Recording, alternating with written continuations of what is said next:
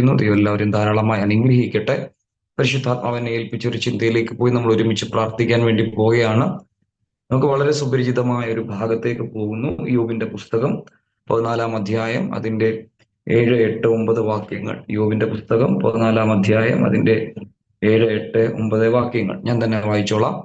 ഒരു വൃക്ഷമായിരുന്നാൽ പ്രത്യാശയുണ്ട്, അതിനെ വെട്ടിയാൽ പിന്നെയും പൊട്ടിക്കിളിർക്കും.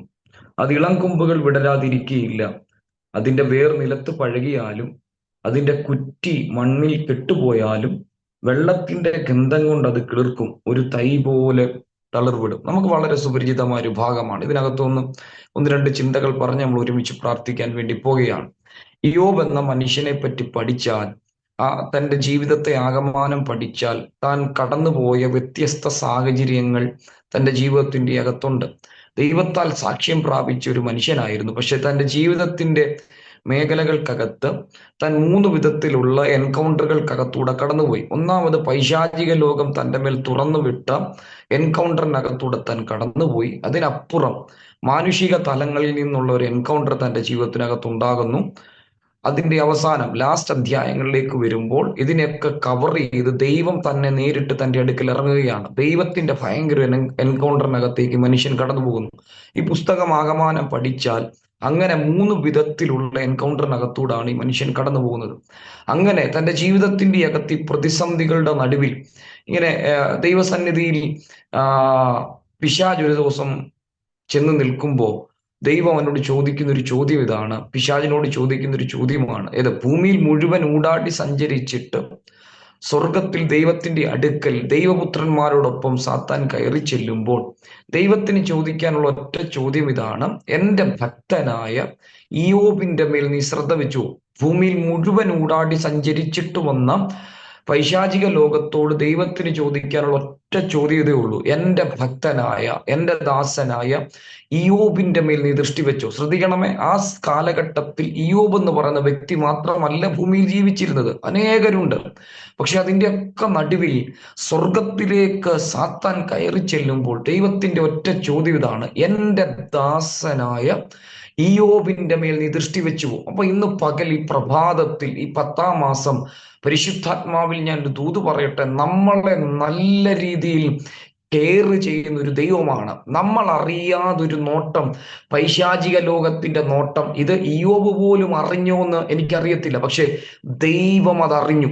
പൈശാചിക ലോകം തന്നെ ദൃഷ്ടി വെച്ചെന്ന്, പൈശാചിക മേഖലകൾ തനിക്ക് ചുറ്റും സഞ്ചരിച്ചെന്ന് ദൈവം അറിഞ്ഞു.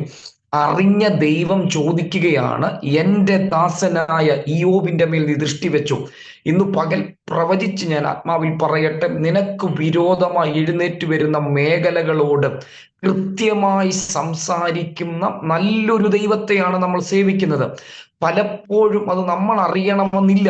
നമുക്ക് ചുറ്റും എഴുന്നേറ്റ് വരുന്ന പ്രതിസന്ധികൾ നമ്മുടെ നഗ്നനേത്രങ്ങൾ കൊണ്ട് നമ്മൾ കാണുമ്പോഴാണ് നമ്മൾ അറിയുന്നത് പ്രതിസന്ധി വന്നത്. പലപ്പോഴും നമ്മൾ പറയും കണ്ണിൽ കൊള്ളാനുള്ളത് പിരികത്ത് കൊണ്ടുപോയെന്ന്. പക്ഷെ അത് കണ്ണിൽ കൊള്ളേണ്ടതായിരുന്നു. അത് നമ്മളെ തകർക്കാൻ വേണ്ടി എഴുന്നേറ്റ് വന്നതാണ്. പക്ഷെ എവിടെയൊക്കെയോ നമുക്കെതിരെ എഴുന്നേറ്റ ചിലതിനെ അവൻ അമർച്ച ചെയ്തത് കൊണ്ടാണ്, അവൻ ഇറങ്ങി അതിന്റെ നടുവിൽ നിന്നത് കൊണ്ടാണ്, ആ മേഖലകൾക്കകത്ത് ദൈവത്തിന്റെ കരം നമുക്ക് അനുകൂലമായി നിന്നത് കൊണ്ടാണ് ഇന്നു പകലും നമ്മൾ ജയോത്സവമായി നടത്തുന്നത്. അതുകൊണ്ടാണ് യാക്കോബിനെ പിന്തുടർന്നു വന്ന ലാബാനോട് ദൈവം പറയുന്നത്: എൻ്റെ ദാസനായ യാക്കോബിനോട് നീ ഗുണമാകട്ടെ ദോഷമാകട്ടെ സംസാരിച്ചില്ല. അവിടെ എഴുതി വെച്ചിരിക്കുന്ന ഒരു ഭാഗം ഭയങ്കര പ്രസക്തമാണ്. ഇത് യാക്കോബ് അറിഞ്ഞില്ല.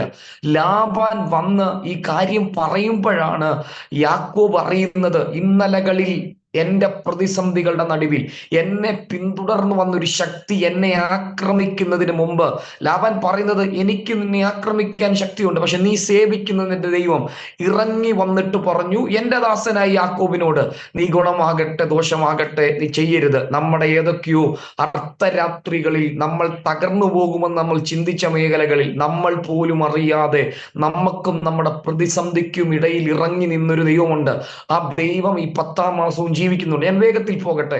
അങ്ങനെ സാത്താനാൽ പരീക്ഷിക്കപ്പെടാൻ ദൈവം അനുവദിക്കുന്നു, അവന്റെ പ്രാണനെ തുടരുന്ന ദൈവം വാണികൾ കൊടുക്കുന്നു. അങ്ങനെ മുന്നോട്ട് പോകുമ്പോൾ ഈ പ്രതിസന്ധികളുടെയൊക്കെ നടുവിൽ ഒരു കൂട്ടം ഈ ഇയ്യോബിനെ സ്നേഹിതന്മാർ, തന്റെ സ്നേഹിതന്മാരായ ഒരു കൂട്ടം തന്റെ ഭവനത്തിലേക്ക് വരികയാണ്. അതിനു മുമ്പ് തന്നെ ഈ പ്രതിസന്ധികളുടെ നടുവിൽ ഞാൻ ആ ഭാഗത്തേക്ക് വരാം. ഈ സ്നേഹിതന്മാർ കയറി വരുന്നു. ആശ്വസിപ്പിക്കാൻ വന്ന സ്നേഹിതന്മാർ ആശ്വാസത്തിന്റെ വാക്കുകൾ പറഞ്ഞു തുടങ്ങിയെങ്കിലും പിന്നീടുള്ളവരുടെ സംസാരങ്ങളിൽ ഇയ്യോബിനെതിരെ വിഷയങ്ങൾ തിരിയാൻ തുടങ്ങി. വാക്കുകൾ കൊണ്ട് ആശ്വസിപ്പിക്കാൻ വന്നവർ വീണ്ടും വാക്കുകൾ കൊണ്ട് ഈ തകർന്നിരിക്കുന്ന മനുഷ്യനെ വീണ്ടും പീഡിപ്പിക്കാൻ തുടങ്ങി. അവരുടെ ചോദ്യം ഇതാണ്: നേരുള്ളവൻ എവിടാ മുടിഞ്ഞു പോയിട്ടുള്ളത്? എവിടെയാണ് നീ ദൈവത്തിന് വേണ്ടി നിന്നവൻ തകർന്നു പോയിട്ടുള്ളത്? നിന്റെ ജീവിതത്തിൽ അവരുടെ സംസാരങ്ങളുടെ ഒരാകത്തുക എടുത്താൽ ഇത്രമേ ഉള്ളൂ: നീ എന്തോ വലിയ പാപം ചെയ്തിട്ടുണ്ട്, അതുകൊണ്ടാണ് ഈ പ്രതിസന്ധിയൊക്കെ നിന്റെ ജീവിതത്തിൽ എന്ത് ചെയ്തേ വന്നത്. സ്നേഹിതന്മാരെ വിട്. തന്റെ കൂടെ സഞ്ചരിച്ച ഭാര്യ എന്താണ് പറഞ്ഞത്? നിന്റെ ഭക്തി ത്യജിച്ച് കളഞ്ഞ് നീ എന്ത് ചെയ്യണം? പോയി മരിച്ചു കളക. ഇതാണ് ഭാര്യ പറഞ്ഞത്. ഇങ്ങനെയൊക്കെ പ്രതിസന്ധിയിലൂടെ പോകുന്ന ഒരു മനുഷ്യൻ, ആ മനുഷ്യൻ പറഞ്ഞ വാക്കുകളാണ് ഇന്ന് പകൽ നമ്മൾ വായിച്ചു കേട്ടത്. ഒരു വൃക്ഷമായാൽ അതിന് പ്രത്യാശയുണ്ട്, അതിനെ വെട്ടിയാൽ വീണ്ടും പൊട്ടിക്കിളിർക്കും. ശ്രദ്ധിച്ച്, സാത്താനിക മേഖലകൾ തുറന്നു വിട്ട അസാധാരണമായ പ്രതിസന്ധിയിൽ ആ മനുഷ്യൻ കടന്നുപോയി. തനിക്കുള്ളതെല്ലാം നഷ്ടമായി, പുത്രസമ്പത്ത് നഷ്ടമായി, ഭൗതിക തലങ്ങളിൽ തനിക്കുണ്ടായിരുന്ന സകലതും നഷ്ടമായി. എന്നാൽ ഒരാശ്വാസം തൻ്റെ കുടുംബത്തിൽ, നമ്മുടെ ഭാഷയിൽ പറഞ്ഞാൽ ഉടമ്പടിയെടുത്ത ഭാര്യ, സുഖത്തിലും ദുഃഖത്തിലും കഷ്ടത്തിലും സമ്പത്തിലും എല്ലാത്തിലും കൂടെ ഇരിക്കാമെന്ന് പറഞ്ഞ് ഉടമ്പടിയെടുത്ത ഭാര്യ പറഞ്ഞ വാക്കിതാണ്: നീ പോയി മരിക്കുക, നിന്നെ കൊണ്ട് ഇനി ആവശ്യമില്ല, ഭക്തി ത്യജിച്ച് കളഞ്ഞ് മരിക്കുക. ഇതാണ് തൻ്റെ വീട്ടിൽ നിന്ന് കിട്ടിയ റിസൾട്ട്. എന്നാൽ സ്നേഹിതന്മാർ തന്നെ ആശ്വസിപ്പിക്കുന്നു കരുതിയപ്പോൾ വന്ന ആശ്വാസം പോലും തനിക്ക് അനുകൂലമല്ല, തനിക്കെതിരെ തിരിയുകയാണ്. പക്ഷെ അതിന്റെ നടുവിൽ പ്രവചനാത്മാവിൽ ആ മനുഷ്യൻ വിളിച്ചു പറയുകയാണ്: ഒരു വൃക്ഷമായാൽ അതിനൊരു പ്രത്യാശയുണ്ട്. ഈ 10ാം മാസം കുടുംബത്തെ നോക്കി, വ്യക്തിപരമായ ജീവിതത്തെ നോക്കി, ശുശ്രൂഷകളെ നോക്കി ഇന്നു പകൽ അങ്ങനെ വിളിച്ചു പറയാൻ കഴിയുന്ന എത്ര പേര് ഇതിനകത്തുണ്ട്? ഒരു വൃക്ഷമായാൽ അതിനൊരു പ്രത്യാശയുണ്ട്. ഇന്നു പകൽ ആത്മാവിൽ വിളിച്ചു പറയണം: എനിക്ക് എന്നെ പറ്റി ഒരു പ്രത്യാശയുണ്ട്, എൻ്റെ കുടുംബത്തെ പറ്റി ഒരു പ്രത്യാശയുണ്ട്, എൻ്റെ ശുശ്രൂഷകളെ പറ്റി ഒരു പ്രത്യാശയുണ്ട്, എൻ്റെ തലമുറകളെ പറ്റി ഒരു പ്രത്യാശയുണ്ട്. ഇപ്പോൾ ഞാൻ നിൽക്കുന്ന സാഹചര്യം എൻ്റെ ജീവിത മേഖലകൾക്കകത്ത് അനുകൂലമല്ലെങ്കിലും ഇന്നല്ലെങ്കിൽ നാളെ എൻ്റെ മേൽ ഒരു വാഗ്ദത്തം ഉള്ളത് കൊണ്ട്, എൻ്റെ മേൽ ഒരു ദൈവം നിയോഗമുള്ളത് കൊണ്ട്, എൻ്റെ മേൽ ഒരു പ്രത്യാശയുള്ളത് കൊണ്ട് ഞാൻ പുറത്തു വന്നിരിക്കും. ഈ 10ാം മാസത്തിൽ പരിശുദ്ധാത്മാവിൽ ഞാൻ പ്രവചിച്ചു പറയാം: കഴിഞ്ഞ 9 മാസം നടക്കാത്ത ദൈവിക പ്രവർത്തികൾ ഇന്ന് പകൽ വിശ്വസിക്കുന്ന, പ്രതിസന്ധികളുടെ നടുവിലും വാഗ്ദത്തങ്ങളെ ചേർത്ത് പിടിക്കുന്ന ആരെങ്കിലും ഇതിനകത്തുണ്ടെങ്കിൽ, ഒരു പ്രത്യാശയുള്ള ആരെങ്കിലും ഇതിനകത്തുണ്ടെങ്കിൽ, നിന്റെ ജീവിതത്തിന്റെ അകത്ത് അത്ഭുതങ്ങളെ ചെയ്യുവാൻ അവൻ വിശ്വസ്തനാണ്. പറഞ്ഞു തുടങ്ങിയാണ് ആ മനുഷ്യൻ: ഒരു വൃക്ഷമായാൽ അതിന് പ്രത്യാശയുണ്ട്, അതിനെ വെട്ടിയാൽ എന്ത് ചെയ്യും? പൊട്ടി കിളിർക്കും. വെട്ടിയെന്നുള്ളത് സത്യമാണ്, അത് യാഥാർത്ഥ്യമായ കാര്യമാണ്. പക്ഷെ വെട്ടിയവർക്ക് പോലും അറിയാത്തൊരു സത്യത്തെ ഈ മനുഷ്യൻ പ്രവചനാത്മാവിൽ തുറക്കുകയാണ്. നിങ്ങൾ വെട്ടിയെന്നുള്ളത് സത്യമാണ്, പക്ഷേ ആ വെട്ടിയിടത്തെല്ലാം ഞാൻ പൊട്ടിക്കിളിർക്കാൻ വേണ്ടി പോകുകയാണ്. ഞാൻ വേഗത്തിൽ പറഞ്ഞങ്ങ് പോകട്ടെ.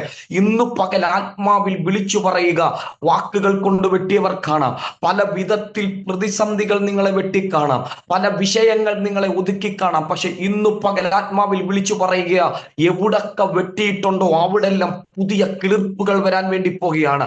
ഇന്നു പകൽ അധികം മുറിക്കപ്പെട്ട ആരെങ്കിലും എന്നെ കേൾക്കുന്നുണ്ടോ? അധികം തകർക്കപ്പെട്ട ആരെങ്കിലും എന്നെ കേൾക്കുന്നുണ്ടോ? അധികം വെട്ടുകൊണ്ട ആരെങ്കിലും എന്നെ കേൾക്കുന്നുണ്ടോ?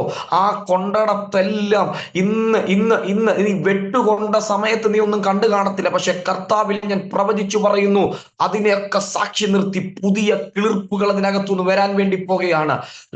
രട്ടിനെ അഴിച്ച് സന്തോഷത്തെ ഉടുപ്പിക്കുന്ന ദൈവം, ഞാൻ പ്രവചിച്ചു പറയുന്നു: നിന്റെ ജീവിതം ദുഃഖപൂർണമായി മാത്രം അവസാനിപ്പിക്കുമെന്ന് പറഞ്ഞ് സാഹചര്യങ്ങൾ പുതപ്പിച്ചു ചെന്ന് ചില രട്ടുകളെ അവൻ അഴിച്ചു മാറ്റി സന്തോഷം കൊണ്ട് അവൻ നിന്നെ ഉടുപ്പിക്കുകയാണ്.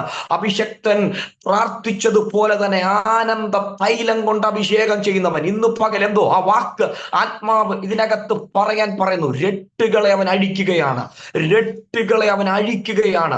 ആരൊക്കെയോ പതിപ്പിച്ചു തന്ന രട്ടുകൾ, സാഹചര്യങ്ങൾ പതിപ്പിച്ചു തന്ന രട്ടുകൾ, പ്രതിസന്ധികൾ, നീ ഇതിനകത്ത് ഒതുങ്ങിയാ മതി, നീ ഇതിനകത്ത് സഞ്ചരിച്ചാ മതി. പക്ഷെ ഇന്ന് പകൽ ഈ 10-ാം മാസത്തിന്റെ 8-ാം തീയതി പ്രഭാതത്തിൽ പരിശുദ്ധാത്മാവ് പറയുന്നു, അതിനെ അവൻ അഴിക്കുകയാണ്. സാഹചര്യങ്ങൾ തുന്നിത്തന്ന ചില കുപ്പായങ്ങളെ അവൻ അഴിച്ച് ഇതുവരെ ധരിക്കാത്ത ചില വസ്ത്രങ്ങളെ, ചില ഉത്സവത്തിന്റെ വസ്ത്രങ്ങളെ അവൻ ധരിപ്പിക്കുകയാണ്.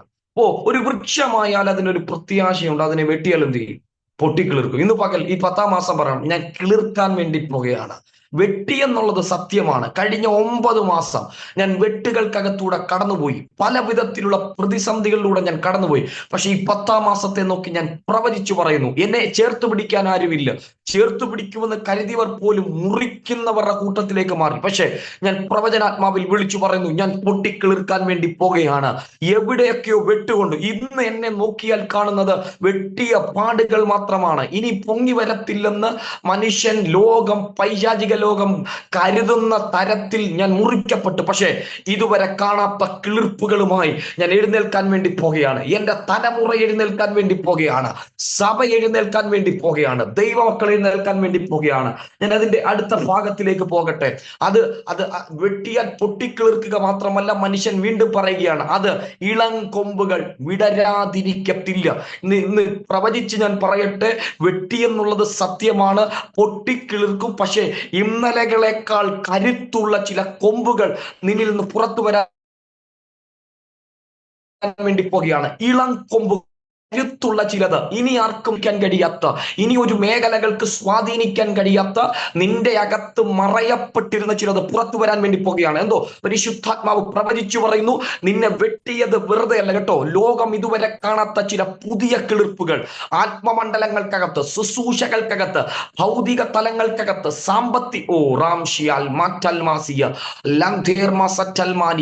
സാമ്പത്തിക തലങ്ങൾക്കകത്തും നിന്നെ ഉടച്ചെങ്കിൽ, നിന്നെ വെട്ടിയെങ്കിൽ ഇതുവരെ ലോകം കാണാത്ത ചില പുതിയ കൊമ്പുകൾ, ചില ഇളം കൊമ്പുകൾ വിടരാതിരിക്കത്തില്ല. ഞാൻ വേഗത്തിൽ പോകുകയാണ്. അടുത്ത വാക്യം, അതിന്റെ വേർ നിലത്തു പഴകിയാലും അതിന്റെ കുറ്റി മണ്ണിൽ കെട്ടുപോയാലും. അടുത്ത ഭാഗത്തിലേക്ക് വന്നപ്പോ ഈ മനുഷ്യൻ ഒന്നുകൂടെ ഡീപ്പായി വേണ്ടി പോകുകയാണ്, ഒന്നുകൂടെ ഡീപ്പായി പോകുകയാണ്. നമുക്കറിയാം, ഒരു വൃക്ഷത്തെ മുകൾ ഭാഗം കൊണ്ട് മുറിച്ചാൽ അത് കിളിർക്കും, അത് സത്യമായ കാര്യമാണ്. ചില ദിവസങ്ങൾ കഴിയുമ്പോൾ, അല്ലെങ്കിൽ അടുത്തൊരു മഴ പെയ്തു കഴിയുമ്പോൾ അതിനകത്ത് കിളിർപ്പുണ്ടാകും. ആദ്യത്തെ ഭാഗം വെട്ടിനകത്ത് കിളിർക്കുമെന്ന് പ്രവചനാത്മാവിൽ പറഞ്ഞ മനുഷ്യൻ അടുത്ത ഭാഗം വന്നപ്പോൾ ഒന്നുകൂടെ ഡീപ്പിലേക്ക് പോവുകയാണ്. അതിന്റെ വേർ നിലത്തു പഴകിയാലും അതിന്റെ കുറ്റി മണ്ണിൽ കെട്ടുപോയാലും അദ്ദേഹം പറയുകയാണ്, ഇനിയും ഒരു വളർച്ച ഉണ്ടാകാൻ ശേഷിപ്പില്ലെന്ന് നിങ്ങൾ പറഞ്ഞാലും. അതായത് ഒരു വൃക്ഷത്തെ വളർത്തുന്നത്, അതിന്റെ വളർച്ച തീരുമാനിക്കുന്നത് അത് മുകൾ ഭാഗത്തെ കാര്യമല്ല, അതിനെ വഹിക്കുന്ന വേരാണ്. വേരുണ്ടെങ്കിലേ വൃക്ഷത്തിന് നിലനിൽപ്പുള്ളൂ. വേരിന് എന്തെങ്കിലും സംഭവിച്ചാൽ ഓട്ടോമാറ്റിക്കലി വൃക്ഷം നശിച്ചു പോകും. ഇത് നോർമൽ ആയിട്ടുള്ള നിയമമാണ്. പക്ഷെ ആ പ്രകൃതി നിയമങ്ങളെ പോലും വെല്ലുവിളിച്ചുകൊണ്ട് ഈ മനുഷ്യൻ പറയുകയാണ്, അതിന്റെ വേർ നിലത്ത് പഴകിയാലും. ഇനി നിങ്ങൾ പറയുന്നു വേരുണ്ടെങ്കിലേ കിളിക്കത്തുള്ളൂ. പക്ഷെ പ്രവചനാത്മാവിൽ ആ മനുഷ്യൻ വിളിച്ചു പറയുകയാണ്, നിങ്ങൾ പറയുന്ന വേര് നിലത്തു പഴകിയാലും, ഇനി ഒരു കിളിർപ്പുണ്ടാകുമെന്ന് നിങ്ങൾ പറയുന്ന കുറ്റി മണ്ണിൽ കെട്ടുപോയാലും. അതിന്റെ അടുത്ത വാക്യത്തിൽ ആ മനുഷ്യൻ പറയുകയാണ്, വെള്ളത്തിന്റെ ഗന്ധം കൊണ്ട് അത് കിളിർക്കും, ഒരു തൈ പോലെ തളിർവിടും. ശ്രദ്ധിച്ചേ, തകർക്കാൻ പറ്റുന്ന മാക്സിമം നിങ്ങൾ തകർത്തോ. ഇതിന്റെ ഒരു ആകത്തുക ഞാനങ്ങ് പറയാം. തകർക്കാൻ പറ്റുന്നതിന്റെ മാക്സിമം നിങ്ങൾ തകർത്തോ. പക്ഷേ ഞാൻ പുറത്തു വരാൻ വേണ്ടി പോകുകയാണ്. ഈ 10-ാം മാസം എത്ര പേർക്ക് പ്രത്യാശയുണ്ട് ദൈവമക്കളെ, ഞാൻ പുറത്തു വരാൻ പോകുകയാണെന്ന്. വാക്തത്വങ്ങൾ കഴിഞ്ഞ 9 മാസം പ്രാർത്ഥിച്ചിട്ടും നടക്കാത്തതുപോലെ ചില മേഖലകൾക്കകത്ത് ഭാരപ്പെട്ടിരിക്കുന്ന ചിലരെ നോക്കി ഞാൻ പ്രവചിച്ചു പറയാം, നിന്റെ മേൽ ദൈവം പറഞ്ഞ വാക്തത്വങ്ങൾ നിവർത്തിയാകാതിരിക്കത്തില്ല. വേര് പോയെന്ന് മറ്റുള്ളവരല്ല, പലരും ഇതിനകത്ത് പറയുന്നുണ്ട്, സ്വയമേ പറയുന്നുണ്ട്, ഇനി ഒരു അത്ഭുതം നടക്കാൻ സാധ്യതയില്ല.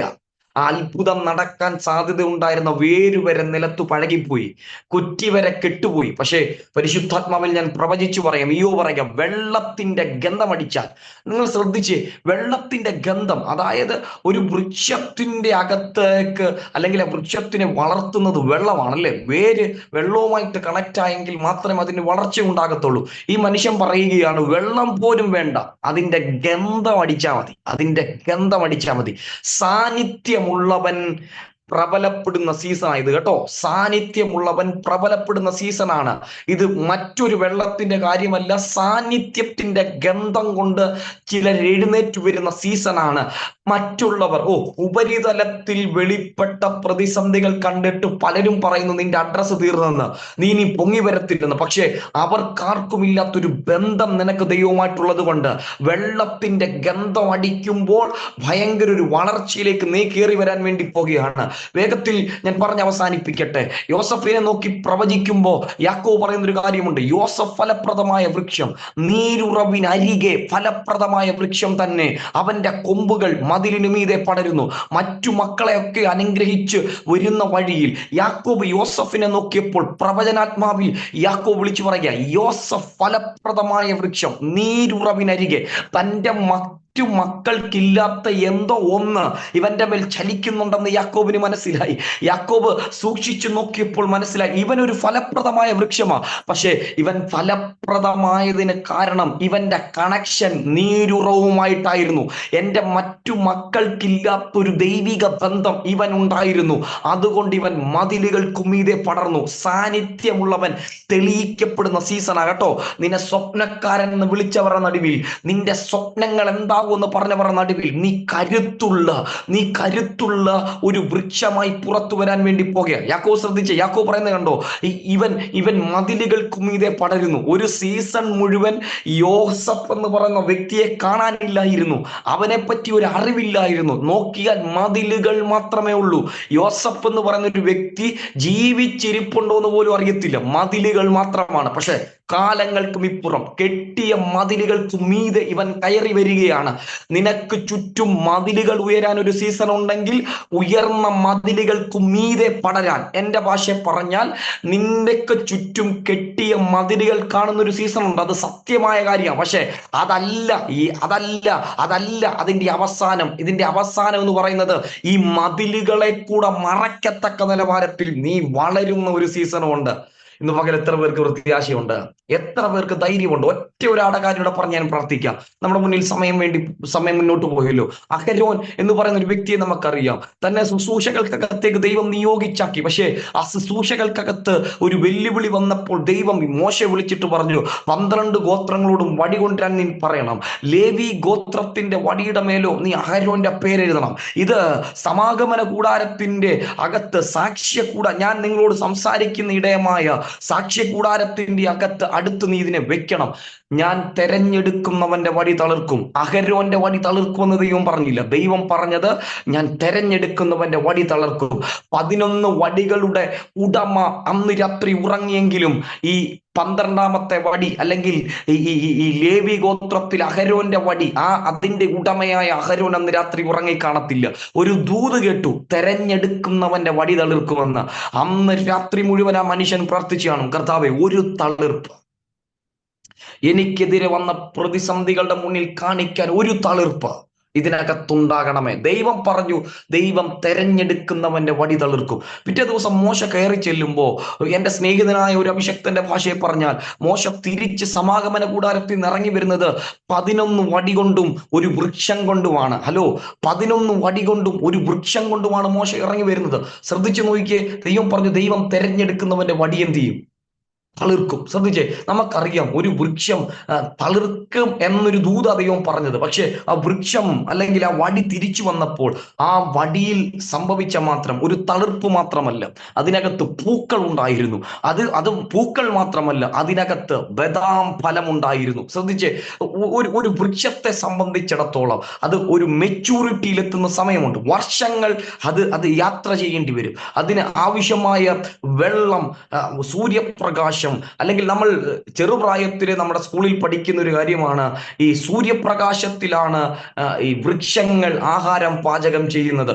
അങ്ങനെ അതുണ്ടെങ്കിൽ മാത്രമേ, അങ്ങനെ ഇങ്ങനത്തെ സാധ്യതകൾ നിൽക്കുകയാണ്. വെള്ളം പറയുന്നത്, ഞാൻ ഒരു കമ്പി വാചകത്തിൽ പറഞ്ഞതങ്ങ് നിർത്താം. വെള്ളം പറയുന്ന ഒരു കാര്യമുണ്ട്, എന്റെ സഹകരണമില്ലാതെ ഒരിക്കലും ഈ വൃക്ഷത്തിൽ നിന്ന് ഫലം പുറത്തു വരത്തില്ല. മനുഷ്യൻ പറയുന്ന ഒരു കാര്യം, ഞാൻ പരിചരിക്കാതെ, ഞാൻ കൃത്യസമയങ്ങളിൽ വെള്ളം ഒഴിക്കാതെ, വളമിടാതെ, അല്ലെങ്കിൽ ഇതിന്റെ കാല പറക്കാതെ ഇതിനെന്ത് ചെയ്യത്തില്ല, ഒരു ഫലം ഉണ്ടാകത്തില്ല. സൂര്യപ്രകാശം പറയുന്നു, എന്നിൽ നിന്ന് സൂര്യപ്രകാശം സ്വീകരിക്കാതെ ഇതിനൊരു ഫലം എന്ത് ചെയ്യത്തില്ല, ഉണ്ടാകത്തില്ല. ഇങ്ങനത്തെ ഘടകങ്ങളെല്ലാം നിൽക്കുമ്പോഴാണ് ദൈവം ഒരുത്തനോട് ഒരു പ്രവചനം പറയുന്നത്, നിന്റെ വടി തളിർക്കാൻ പോകുന്നെന്ന്. അപ്പോ ഈ കേട്ട പ്രവചനം എവിടെ വടിയിരിക്കുന്നത്? സമാഗമന കൂടാരത്തിന്റെ അകത്ത്, സാക്ഷ്യ കൂടാരത്തിനകത്താണ്. അവിടെ വെള്ളവുമായിട്ട് ഇതിന് ബന്ധമില്ല, വളവുമില്ല, സൂര്യപ്രകാശമില്ല, പക്ഷെ ദൂത് തളിർക്കുമെന്ന. ഇന്ന് പകൽ സാഹചര്യത്തെ നോക്കി ദൂതിനെ വിലയിരുത്തല് കേട്ടോ. ഈ ദൈവം പറഞ്ഞ വാക്തത്വത്തിന് ഇതിന്റെ ഒന്നും ആവശ്യമില്ല. ഇന്ന് പകൽ സൂര്യനെ ലജ്ജിപ്പിച്ചുകൊണ്ട്, ഞാൻ പറഞ്ഞങ്ങ് അവസാനിപ്പിക്കാം, സൂര്യനെ ലജ്ജിപ്പിച്ചുകൊണ്ട്, വെള്ളത്തെ ലജ്ജിപ്പിച്ചുകൊണ്ട്, ഭൂമിയിലെ സകല ഘടകങ്ങളെയും ലജ്ജിപ്പിച്ചുകൊണ്ട് നിന്റെ വടി തളിർക്കാൻ വേണ്ടി പോകുകയാണ്. തളിർപ്പിൽ ദൈവം നിർത്തത്തില്ല. അതിനകത്ത് പൂക്കൾ വരാൻ വേണ്ടി പോകുകയാണ്. അതിനകത്ത് കായ് ഫലം ഉണ്ടാകാൻ വേണ്ടി പോകുകയാണ്. ഒറ്റ രാത്രി കൊണ്ട്. ദൈവമക്കളെ, 3 സീസണിലാണ് ഒരു വൃക്ഷത്തിന്റെ മേൽ നടക്കേണ്ടത്. തളിർക്കുക, അതിനകത്ത് പൂക്കൾ വരിക, കായ്ഫലം വരിക, 3 സീസൺ കൊണ്ട് നടക്കേണ്ടത്. പക്ഷെ ഒറ്റ രാത്രി കൊണ്ട് ഒരുവന്റെ വടിക്കകത്തേക്ക് ഇതിറങ്ങി വരികയാണ്. നമ്മൾ പലരും ഇതിനകത്ത് ചിന്തിക്കുന്നു, കാലങ്ങൾ എടുക്കും ഇത് സംഭവിക്കണമെങ്കിൽ. ഇല്ല. ഇന്ന് പകൽ വിശ്വസിച്ചാൽ ഈ 10ാം മാസം തീരുന്നതിന്റെ അകത്ത് നിനക്ക് പ്രത്യാശയുണ്ടെങ്കിൽ ചില പുതിയ കിളിർപ്പുകൾ നീ കാണാൻ വേണ്ടി പോകുകയാണ്. പുതിയ ഇളം കൊമ്പുകൾ നീ കാണാൻ വേണ്ടി പോകുകയാണ്. ശ്രദ്ധിച്ച്, അവിടുത്തെ ഒറ്റൊരു വാക്കുണ്ട്. ദൈവം പറഞ്ഞൊരു കാര്യം, ഈ ലേവി ഗോത്രത്തിലുള്ള വടിമേലോ അഹരോന്റെ പേരെഴുതണം. ആ ഒരു വാക്കൂടെ പറഞ്ഞ് ഞാൻ പ്രാർത്ഥിക്കാൻ വേണ്ടി പോകുകയാണ്. അഹരോന്റെ പേരെഴുതണം. പിറ്റേ ദിവസം ആ വടി കൊണ്ടുവരുമ്പോൾ അഹരോന്റെ പേരെഴുതിയ വടി അത് തളിർത്ത് പൂത്ത് ബദാം ഫലം കായ്ച്ചു. ശ്രദ്ധിച്ച്, ഒരിക്കലും പൂക്കത്തില്ലെന്ന് പറഞ്ഞ ആ പേര്, ഒരിക്കലും തളിർക്കത്തില്ലെന്ന് പറഞ്ഞ ആ പേര്, ഒരിക്കലും ഒരു ഫലത്തിലേക്ക് വരത്തില്ലെന്ന് പറഞ്ഞ പേര്, ഒരിക്കലും ഒരു കായ് ഉണ്ടാകത്തില്ലെന്ന് പറഞ്ഞൊരു പേര്, ആ പേരിന്റെ അകത്ത് ഭയങ്കര ദൈവപ്രവൃത്തി ഉണ്ടായി കേട്ടോ. ഇന്ന് പകൽ നിന്റെ പേര് നശിച്ചതാണെന്ന് പറഞ്ഞവരുടെ നടുവിൽ, നിന്റെ കുടുംബം നശിച്ചതാണെന്ന് പറഞ്ഞവരുടെ നടുവിൽ, ഇനി ഒരു നന്മ ഉണ്ടാകത്തില്ലെന്ന് പറഞ്ഞവരുടെ നടുവിൽ ദൈവം നിന്റെ പേരിനെ പ്രസിദ്ധമാക്കാൻ വേണ്ടി പോകുകയാണ്. ആ വടി നേരെ കയറിയത് എവിടാന്നറിയാമോ? ദൈവത്തിന്റെ പെട്ടകത്തിനകത്തേക്ക്. തലമുറകൾ കാണത്തക്ക നിലവാരത്തിൽ, ഇന്നും പ്രസംഗിക്കത്തക്ക നിലവാരത്തിൽ അതിനകത്ത് ഒരു മാറ്റമുണ്ടായെങ്കിൽ ഇന്ന് പകൽ ധൈര്യത്തോടെ വിളിച്ചു പറ, ഒരു വൃക്ഷമായാൽ അതിനൊരു പ്രത്യാശയുണ്ട്. അതിനെ വെട്ടിയാൽ വീണ്ടും പൊട്ടിക്കിളിർക്കും. അതിന്റെ ഇളം കൊമ്പുകൾ വിടരാതിരിക്കത്തില്ല. അതിന്റെ വേര് നിലത്ത് പഴകിയാലും, അതിന്റെ കുറ്റി മണ്ണിൽ കെട്ടുപോയാലും, വെള്ളത്തിന്റെ ഗന്ധമടിക്കുമ്പോൾ അത് വീണ്ടും തളിർവിടും. കണ്ണുകൾ അടച്ച് നമ്മൾ ഒരുമിച്ച് പ്രാർത്ഥിക്കാൻ വേണ്ടി പോകുകയാണ്. പിതാവേ, ഞങ്ങൾ ഒരുമിച്ച് അങ്ങയുടെ മുഖത്തേക്ക് നോക്കുന്നു. ഈ അനുഗ്രഹിക്കപ്പെട്ട നല്ല നിമിഷങ്ങൾക്കായി ഞങ്ങൾ ഒരുമിച്ച് അങ്ങേ സ്തുതിക്കുന്ന കർത്താവേ, ഈ ജനത്തെ ബ്ലസ് ചെയ്ത് പ്രാർത്ഥിക്കുന്നു. അഭിഷക്തനെ, കുടുംബത്തെ, തലമുറകളെ ബ്ലസ് ചെയ്ത് പ്രാർത്ഥിക്കുന്നു. ദൈവസഭയെ ബ്ലസ് ചെയ്ത് പ്രാർത്ഥിക്കുന്നു. ഈ സൂം മീറ്റിങ്ങിനകത്തായിരിക്കുന്ന എല്ലാവരെയും ബ്ലസ് ചെയ്ത് പ്രാർത്ഥിക്കുന്ന കർത്താവേ, ഞങ്ങൾ അങ്ങിൽ പ്രത്യാശ വയ്ക്കുന്ന കർത്താവേ, യഹോവയിൽ പ്രത്യാശയുള്ള ഏവരുമേ ധൈര്യപ്പെട്ടിരിപ്പീൻ. നിങ്ങളുടെ ഹൃദയം ഉറച്ചിരിക്കട്ടെ. ദൈവിക പ്രത്യാശയ്ക്കകത്തിരിക്കുന്ന ഓരോ മക്കളുടെ മേലും പുതിയ കിളിർപ്പുകൾ, പുതിയ കൊമ്പുകൾ അവരുടെ മേലെല്ലാം കൽപ്പിച്ചാക്കുന്ന കർത്താവേ, ഈ മാസം അവർ ജീവിതത്തിൽ അത്ഭുതമാകട്ടെ. ഇന്ന് പകൽ അവർ ചില അത്ഭുതങ്ങൾ കാണട്ടെ, ചില ടെസ്റ്റ് മണികൾ ഉണ്ടാകട്ടെ. ബ്ലസ് ചെയ്ത് പ്രാർത്ഥിക്കുന്നു യേശുവിൻ നാമത്തിൽ തന്നെ, ആമേൻ. ദൈവം എല്ലാവരും ധാരാളമായി അനുഗ്രഹിക്കട്ടെ. സമയം അനുഭവിച്ചെന്ന അഭിഷക്തനോട്, സഭയോടുള്ള നന്ദി അറിയിക്കുന്നു. മാറാനാഥ, കർത്താവ് വേഗം വരും. ദൈവം എല്ലാവരും ധാരാളമായി അനുഗ്രഹിക്കട്ടെ.